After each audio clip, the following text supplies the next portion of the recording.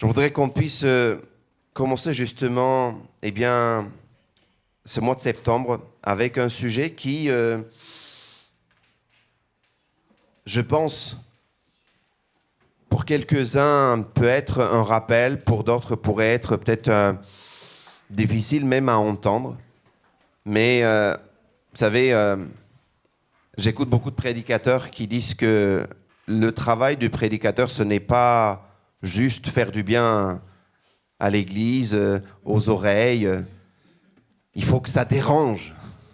Si on n'a pas dérangé, si ça n'a pas fait quelque part mal aux oreilles, peut-être même des fois notre ego, c'est comme si on n'a pas fait notre travail. Alors je vais vraiment m'atteler et faire en sorte que je fasse mon travail ce matin. Ma prière est que le Seigneur m'aide à mettre premièrement sa parole, à mettre premièrement sa volonté dans la prédication et qu'il m'aide à mettre de côté ce que peut-être qui vient de moi, ce que je voudrais moi-même dire. Même si je sais certaines choses, je voudrais, mais que le Seigneur m'aide. Alléluia. Et que vous puissiez de votre côté avoir cette responsabilité, prendre ce qu'il faut et rejeter avec le discernement ce qui ne vient pas de Dieu. Alors le titre de mon message, c'est « Dieu honore nos efforts ». Dieu honore nos efforts. L'été vient de se terminer. Pour beaucoup, c'était le repos. Pour beaucoup, pas du tout. Et là, je parle des efforts. Mais je mets quand même justement cet accent sur le fait que c'est Dieu qui honore nos efforts. Là, on parle en tant que chrétien, en tant qu'enfant de Dieu, et je parle bien de l'effort qu'on peut faire dans notre vie chrétienne. Vous savez, il y a des passages dans la parole de Dieu qui nous expliquent, qui nous donnent des informations sur le fait que certaines choses vont nous empêcher, quand on s'approche de Dieu, d'être agréable par lui. Et je voudrais juste énumérer ces certaines choses. Je me répète. Il y a certaines choses qui sont écrites dans la parole de Dieu qui nous donnent des indications, qui nous disent en fait, ça t'empêche, ça nous empêche de nous approcher de Dieu. Ça, c'est pas agréable à Dieu quand on s'approche de Dieu. Ça fait comme une espèce de barrage, comme une espèce de barrière. Ça nous aide pas quand on s'approche de Dieu avec ça. Et je vais prendre quelques exemples. Premier exemple, c'est l'auteur aux Hébreux nous dit, chapitre 11, verset 6, la Bible nous dit que sans la foi, il est impossible d'être agréable à Dieu. Très clairement, tu t'approches de Dieu, manque de foi, tu ne crois pas en lui, en tout cas, tu ne crois pas qu'il peut t'entendre, qu'il peut t'écouter, qu'il peut répondre même. Limite, tu n'as rien à faire dans sa présence quelque part. Tu ne peux pas t'approcher de lui en te disant « je ne crois pas ». Non, la Bible nous dit « sans la foi, il est impossible d'être agréable à Dieu ». Encore si tu disais, en fait, c'est comme, vous savez, certains passages nous disent « Seigneur, viens au secours de mon incrédulité, viens, augmente ma foi ». C'est pas dans cette démarche-là, c'est carrément, en fait, je crois pas, je ne veux pas, je refuse, je rejette, je méprise. C'est de cette foi qu'il s'agit. Quelque part, Dieu t'a manifesté sa fidélité, son amour, sa présence, et tu ne crois pas, tu continues à ne pas croire. C'est de cette foi qu'il s'agit. Comprenez ? Donc il y a certaines choses qui nous empêchent. Et Dieu, ce n'est pas agréable à Dieu quand on s'approche de lui avec beaucoup de doutes, avec beaucoup de, vous savez, d'hésitation et lui demander non, en fait, Dieu te voit, Dieu t'entend, Dieu sait. Approche-toi avec foi. On cherche que Dieu nous donne ce que nous voulons. Et parfois, vous savez, il suffit juste de dire, OK, tu m'as dit quelque chose, je t'obéis. Je cherche pas à droite, gauche, je cherche pas des explications. On est tous pareils. Moi, le premier, j'aimerais que Dieu explique. Mais je vous le dis, cette désobéissance est désagréable à Dieu. À un moment donné, un roi va dire, ok, je n'ai pas forcément désobéi, j'ai fait des sacrifices pour le Seigneur. Et Dieu va dire à travers la bouche de son prophète, de son serviteur, ce qui lui est agréable vraiment. L'obéissance vaut mieux que les sacrifices, Dieu dira. L'obéissance, c'est-à-dire tu te tais, désolé pour l'expression, tu te tais, tu obéis. Il m'est arrivé dans ma vie, je crois que si je demande à vous, vous pouvez peut-être prendre aussi des exemples, témoigner, ok, Dieu m'a dit quelque chose, je me tais et j'obéis. Après, Dieu montrera les choses. Il y a forcément d'autres exemples dans la parole de Dieu qui nous montrent qu'en fait, ça, Dieu n'aime pas. Il y a des passages qui nous montrent que Dieu n'aime pas, Dieu déteste ça. Dieu a en horreur ces choses-là. Et je crois qu'en tant qu'Église, en tant que chrétien, en tant qu'enfant de Dieu, nous entamons une rentrée et je crois vraiment qu'il est bon pour nous de savoir qu'est-ce qui plaît à notre Seigneur et comment continuer à l'honorer et comment continuer à nous approcher de lui, tisser notre relation encore plus avec lui et que notre attitude, que notre démarche, que ce que nous faisons lui soit agréable. C'est pas ta volonté ? C'est ce que je veux vraiment. Je veux lui être agréable chaque jour. La rentrée, Nouvel An, au milieu de l'été, tout le temps. J'arrive pas tout le temps, c'est vrai, mais je voudrais, c'est mon désir. En tout cas, je voudrais faire tous mes efforts pour être agréable à lui.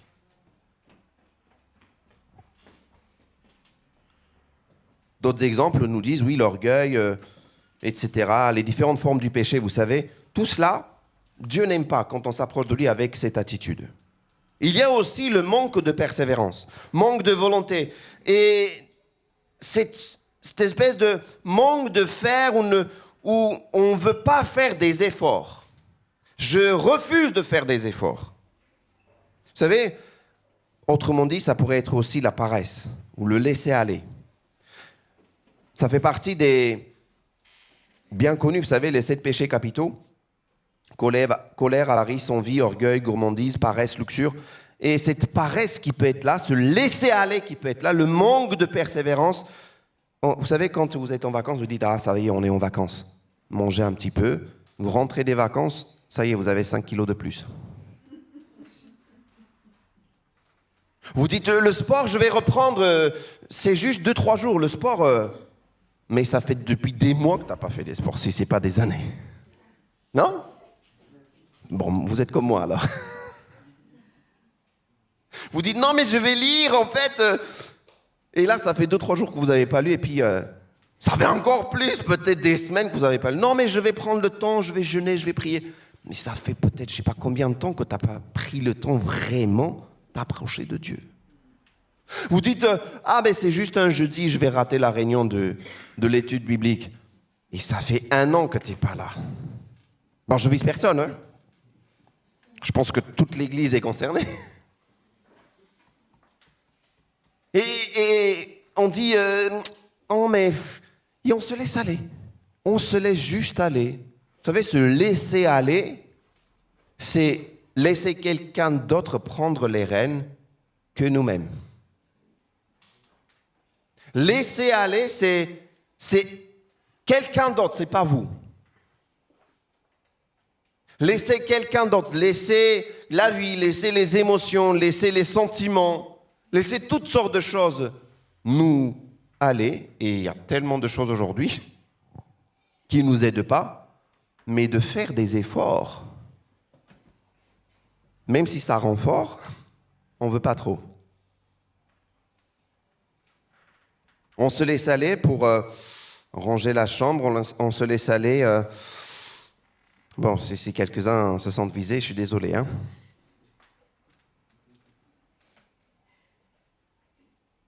Moi, je laisse les papiers sur mon bureau, sur le canapé. Au bout de quelques jours, ma femme me dit « Bon, ce n'est plus le canapé, c'est devenu un bureau. Il y a tellement de livres sur ton canapé, on ne peut plus s'asseoir. » Bon chérie, je vais les ranger, je vais prendre le temps. Tu pars, ça fait plusieurs jours. Faut ranger le truc, il faut faire ça, il faut faire, je sais pas moi, peinture et tout ça. Oui, on fera, et t'as plus le temps, et puis le jour passe, et puis ça c'est comme déménager, vous arrivez quelque part, et vous avez mis un truc, et puis vous dites, ah ça, je vais le faire, ça fait 3 ans. Ça fait 3 ans. Ça fait 20 ans, bah pardon. Qui dit mieux là?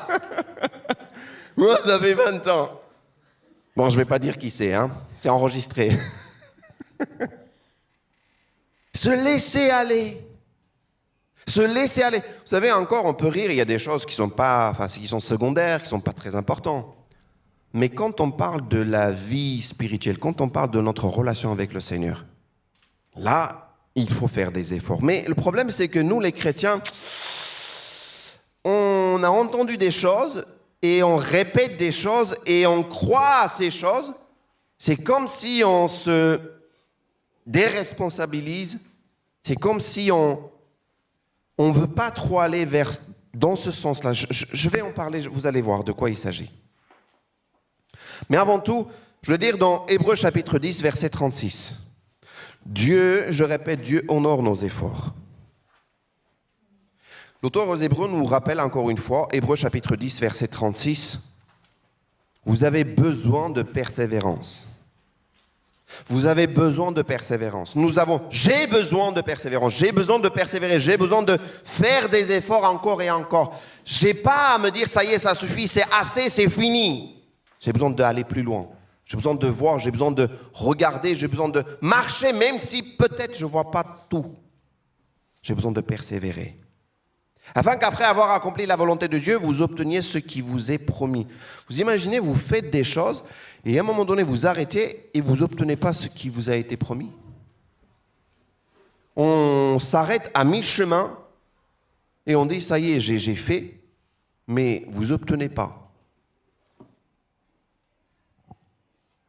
Un autre passage, toujours dans Hébreux chapitre 6, verset 10, nous dit « Car Dieu n'est pas injuste pour oublier votre travail et l'amour que vous avez montré pour son nom, ayant rendu et rendant encore des services au sein. » C'est-à-dire que tout ce que vous avez fait, il va rendre et il va faire, il va vous rendre en retour tout ce que vous avez fait. Il n'est pas injuste, il n'est pas un homme.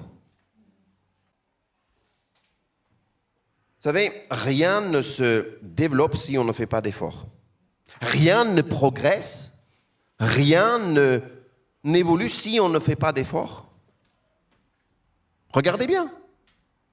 Si vous pensez qu'on se laisse aller, on laisse faire des choses, ça y est, ça va prendre forme, non, c'est faux. Il n'y a rien qui peut prendre forme, qui peut progresser, qui peut évoluer si on ne fait pas d'efforts. Vous êtes toujours avec moi? Quelqu'un disait, si avec seulement un peu d'effort, nous pouvons changer notre quotidien, mais énormément. Imaginez si on fait vraiment tous les efforts.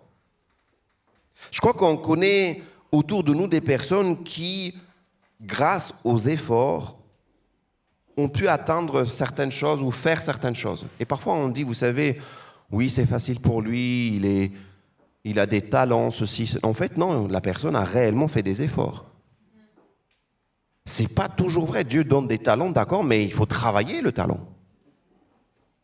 Il y en a qui n'ont pas travaillé le talent, ils sont allés cacher, enterrer les talents. Et après, ils ont dit, je te rends le talent. Dieu ne va pas forcément aimer ça. Hein. Moi, je me dis, Dieu nous donne des talents, Dieu nous donne beaucoup de choses. Pour notre église, là, ici, à Arnouville, c'est pas pour les enterrer, c'est pour les mettre au service de notre Seigneur. Quand on discerne, quand on cherche, quand on veut faire la volonté de Dieu, on va le faire. On connaît du côté de ma sœur, donc son mari, et puis du côté de sa famille, une famille qui, dont le fils a eu certaines difficultés il y a des années maintenant. Je ne sais pas c'est arrivé comment et quand, mais en tout cas, c'est arrivé. Et des difficultés auditives. Vraiment très, très, très difficile à entendre. Dans cette famille, les parents, c'est des parents qui aiment énormément leurs enfants et vont donner tout pour leurs enfants. Et la difficulté était telle que dans l'école, les profs, directeurs, enfin, tout le monde disait en fait l'enfant ne peut pas continuer. Il faut aller dans d'autres écoles spécialisées, il faut faire autre chose. L'enfant, cet enfant ne peut pas suivre tout cela. Et à cause de cela, les maîtresses, ou en tout cas les profs et tout ça, disaient en fait à cause de justement des difficultés auditives, l'enfant ne peut pas se développer, l'enfant n'entend pas, n'écoute pas, du coup ne peut pas suivre, c'est difficile pour lui. J'ai un peu de concurrence ce matin, c'est pas grave.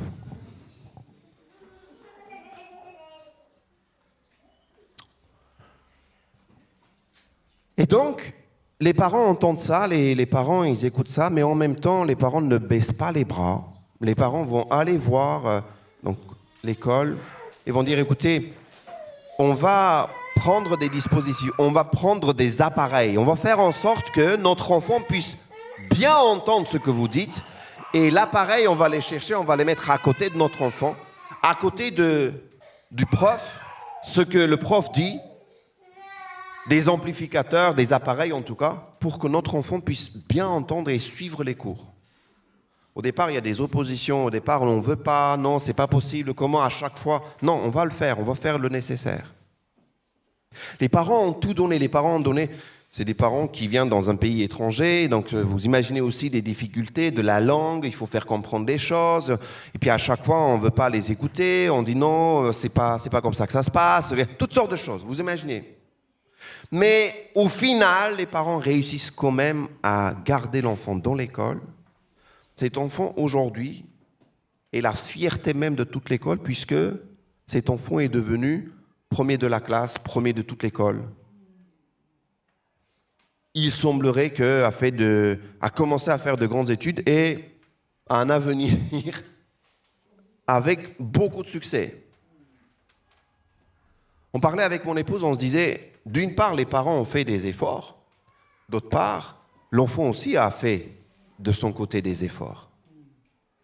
C'est-à-dire qu'on a vu quelque chose, mais on ne s'est pas arrêté à des difficultés, on a mis tous les efforts, tout ce qu'il fallait faire pour que l'enfant puisse aller plus loin.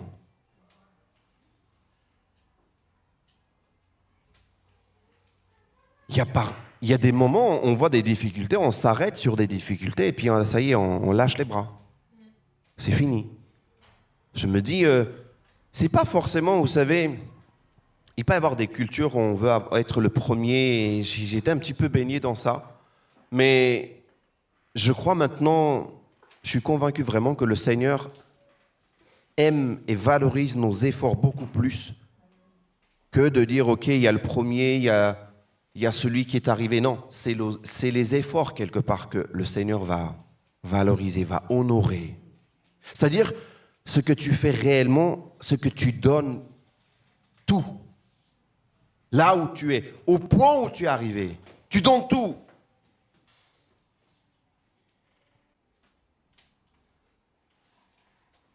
Il n'y a pas très longtemps pour les Jeux Olympiques, alors j'espère que je vais prononcer bien, Sirena Samba Mayela, d'origine congolaise. Vous avez suivi un petit peu? Championne, il y en a qui ont suivi. En tout cas, elle a eu médaille d'argent, je crois.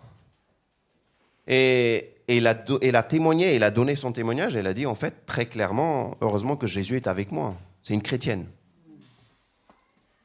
Et elle va à l'église, et puis le pasteur de cette église a aussi félicité les frères et sœurs et tout ça. Et encore une fois, on pourrait se dire, en fait, elle a peut-être reçu de la part de Dieu quelque chose, et puis Dieu a béni, mais en fait, elle a fait tous les efforts pour arriver à cela. Autrement, non, elle ne pouvait pas le faire.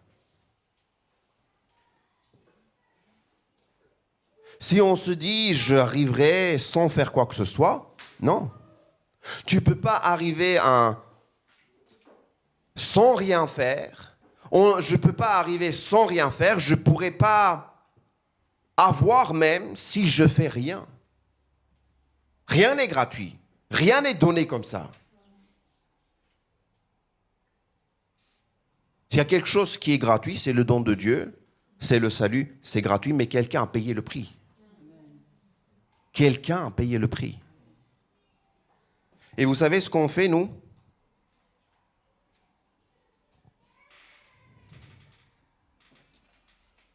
Nous, on ne va pas forcément valoriser ce qui a été fait, parfois.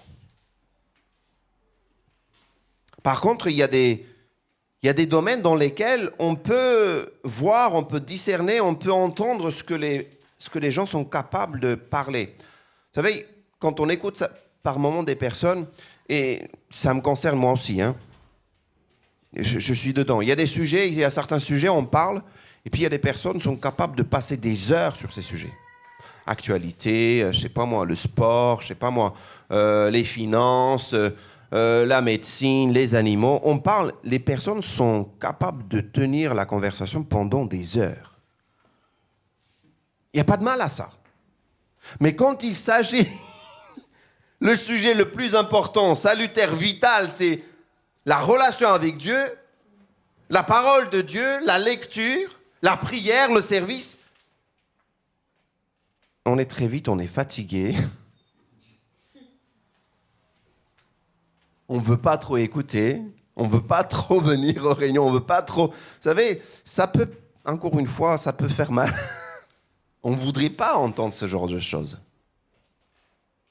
Mais je vous le dis, si on fait des efforts dans ce domaine, même un peu, il y aura des changements.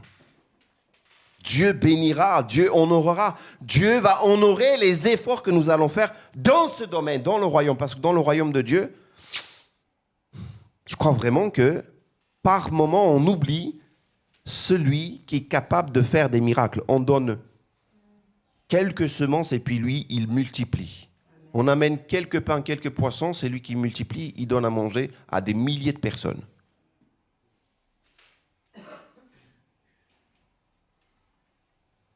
Et nous, on pense que, en fait, ça doit venir comme ça, tout simplement, et puis il y a quelques-uns qui vont faire ça, quelques personnes qui vont faire ça, et puis on est assis, on ne voudrait pas investir, on ne voudrait pas donner, on ne voudrait pas faire des efforts, et puis on se dit, par moments, j'entends aussi des personnes qui disent, bon, j'ai déjà tellement fait, ça y est, c'est bon, c'est fini, il faut que quelqu'un d'autre le fasse. Je peux l'entendre aussi, hein. Mais au moins, je prends autre chose, je fais autre chose. Je ne m'arrête pas, je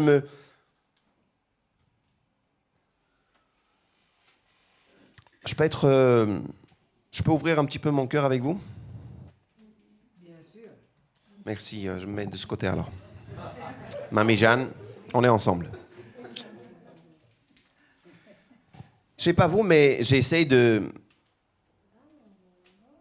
discerner les domaines dans lesquels je peux être paresseux. Je ne sais pas vous comment vous faites, mais je sais que si je ne me mets pas dans des milieux, dans des environnements, je ne vais pas vouloir apprendre, je ne vais pas apprendre. Je m'explique. Si je ne prends pas des cours, je sais que je peux juste m'appuyer sur ce que je sais et dire, bon, je sais faire, je pourrais me débrouiller, et ça suffit. Ça pourrait suffire quelque part. Mais je me dis, si Dieu me donne une possibilité, des occasions de pouvoir, oui, progresser, développer certaines choses, même si j'apprends que 2-3 choses, je veux le prendre, même si c'est difficile pour moi. Et Dieu sait que c'est difficile pour moi. Et je le sais. Ça peut être dans plusieurs domaines. Quand je suis arrivé en France, déjà dans ma tête, je me disais, c'est une langue belle, pas de problème, français, tellement langue d'amour, langue de poète, tout ce que vous voulez. Mais c'était tellement dit. Vous savez, les premières phrases quand on m'a dit, déjà, le premier mot quand on m'a dit bonjour, il y a 20-23 ans de cela, je ne savais pas ce que ça voulait dire.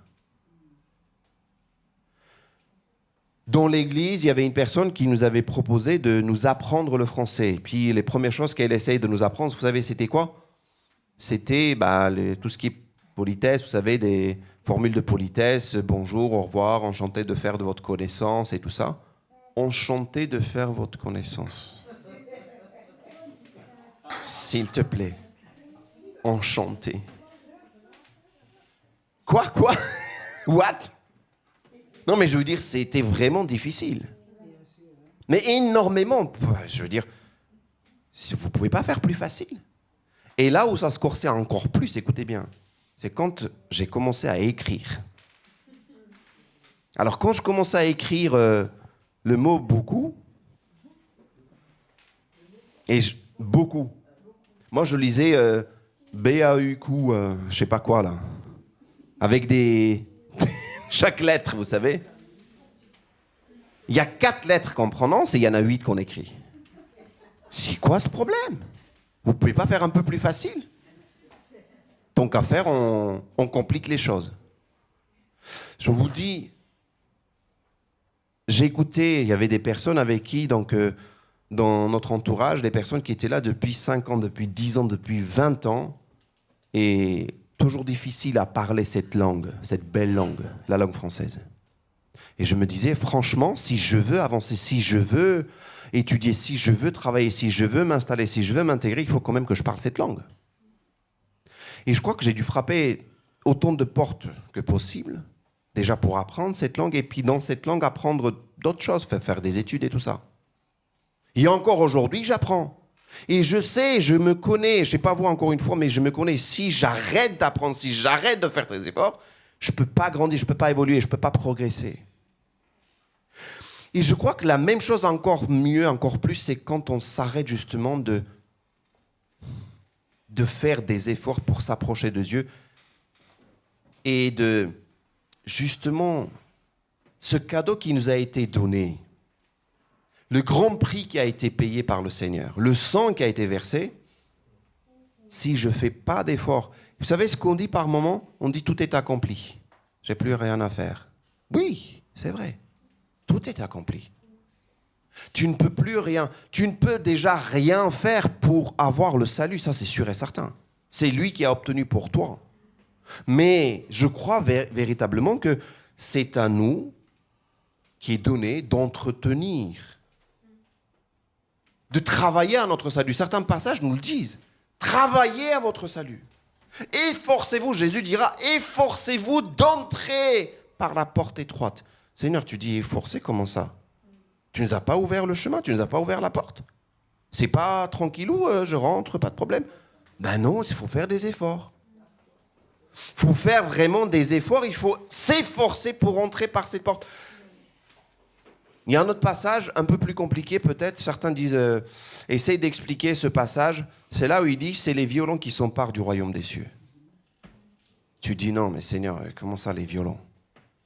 Ah, il faut faire violence pour s'emparer du royaume des cieux. Difficile ce passage. Difficile ce passage. Certains expliquent autrement ce passage. Mais en tout cas, il y a des moments, il y a des passages où on nous dit très clairement, il faut travailler à votre foi, il faut travailler à votre salut, il faut travailler à votre relation.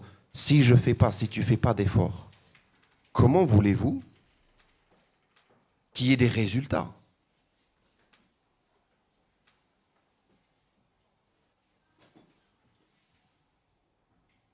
On peut goûter le fruit d'un arbre si on a bien arrosé, si on a bien travaillé, si on a entretenu, si on a fait des efforts. Autant que ça soit dans les relations, dans la famille, autant que ça soit dans le métier, autant que ça soit dans l'église, dans le service. Et avec le Seigneur, c'est pareil. Manque d'efforts ne me mène à rien. Si je veux voir ma relation, si je veux voir le Seigneur, si je veux entendre le Seigneur, parce que le Seigneur est toujours prêt à nous parler, à te parler. Le Seigneur est toujours prêt à te donner. Le Seigneur est toujours prêt à te montrer. Comme il l'a fait. Les exemples sont multiples. Hommes, femmes. Certains ont voulu véritablement voir, et puis on les a nommés Moïse, on les a nommés roi David, on les a nommés Joseph, on les a nommés Esther, on les a nommés Mardoché. Et on se dit, il y a des noms qu'on les prononce. On dit, mais regarde Abraham, regarde Jacob, regarde. Mais suivez leur histoire, suivez les récits de leur vie, et vous allez voir que ce sont des personnes qui ont fait des efforts. Malgré les épreuves, malgré les difficultés, malgré leur incapacité, malgré « non, je ne peux pas », on voit quelqu'un d'autre. Moïse disait. Gédéon disait « non, pas moi ». Plusieurs, vous regardez, vous dites, il y a tellement de gens qui ont dit « non, pas moi, je ne peux pas, je suis petit, je suis grand, je ne parle pas bien ». Mais fais des efforts, tu vas voir les résultats. Dieu va bénir. Alors moi je dis, en tant qu'enfant, en tant qu'Église, à nous de faire des efforts pour voir la gloire de Dieu. Dans notre vie, dans cette Église, autour de nous, si je ne fais pas d'efforts, il n'y aura pas de résultat. Il n'y aura pas de fruits. Il n'y a rien. Il n'y a rien quelque part qui pourrait évoluer, encore une fois, progresser, je me répète, si on ne fait pas d'efforts. Quelqu'un disait, je voudrais parler l'anglais, mais la personne ne fait pas d'efforts, ne fait rien, et puis je voudrais tout de suite parler l'anglais. Je vise personne. Je veux tout de suite parler. C'était un peu mon cas. Je voudrais aussi parler le français tout de suite. Vous savez, télécharge-moi. Une espèce de... Apparemment, bientôt, ça serait peut-être possible. Je sais pas moi. Elon Musk est en train de travailler à mettre des puces. Non, mais je veux dire... on voudrait que Dieu nous donne l'amour, on voudrait que Dieu nous donne la patience. Vous avez déjà entendu ce genre de discours, hein? J'ai prié, j'ai demandé à Dieu la patience, il m'a donné des épreuves. J'ai demandé, Seigneur, donne-moi l'amour, donne-moi la capacité, la possibilité de pardonner. Il m'a donné encore des difficultés, des gens à ne pas aimer, des gens à vouloir,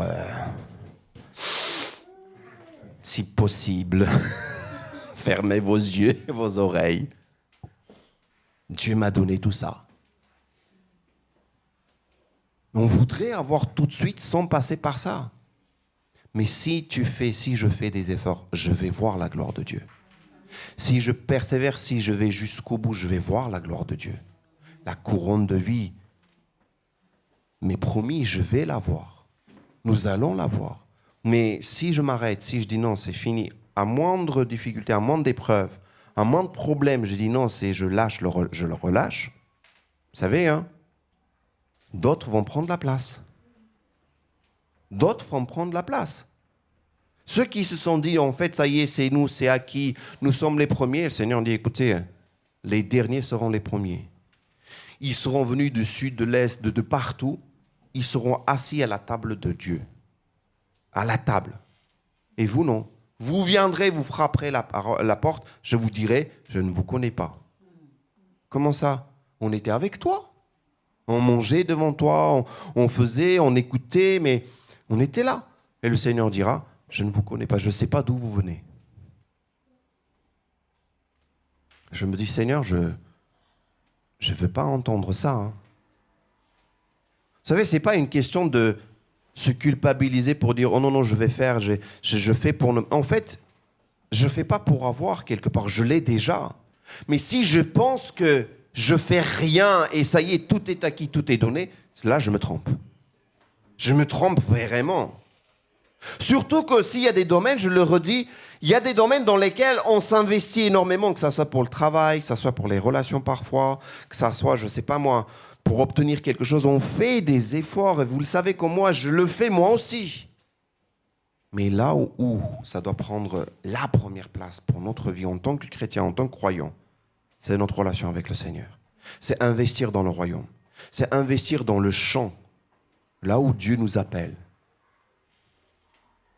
Et il va multiplier notre travail. Il va multiplier nos efforts. Il va honorer nos efforts.